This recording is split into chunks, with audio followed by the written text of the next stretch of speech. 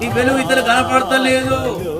నీ వరకే అది స్వార్థమైపోతుంది. అది స్వబుద్ధి కనపడుతుంది. అది నువ్వు వెలిగించబడి 10 మంది కొరకు 1000 మంది కొరకు కావచ్చు, అది కుటుంబం అంతటి కావచ్చు. నీ ఒక్క వ్యక్తి వరకేనా నువ్వు వెలిగించబడి నువ్వు ఇతరులను వెలిగించే వారుగా ఉండాలి. నువ్వు బుద్ధిమంతురాలవై బుద్ధి లేని వారికి బోధించే వారుగా ఉండాలి. బుద్ధిమంతులు లేకపోతే బుద్ధిమంతులుగా చేయండి.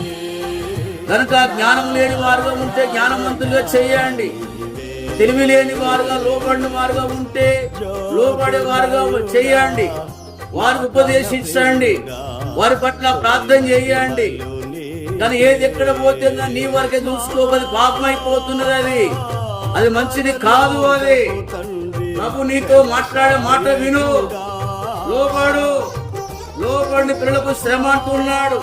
నువ్వెంతకాలం లోపడక దూరంగా వేరుగా ఉంటావో, వ్యతిరేకంగా ఉంటావో. కూడా నీ తోటలోని ద్రాక్షావల్లితో నన్ను అంటు కట్టి స్థిరపరచావా. నీ తోటలోని ద్రాక్షావల్లితో నన్ను అంటు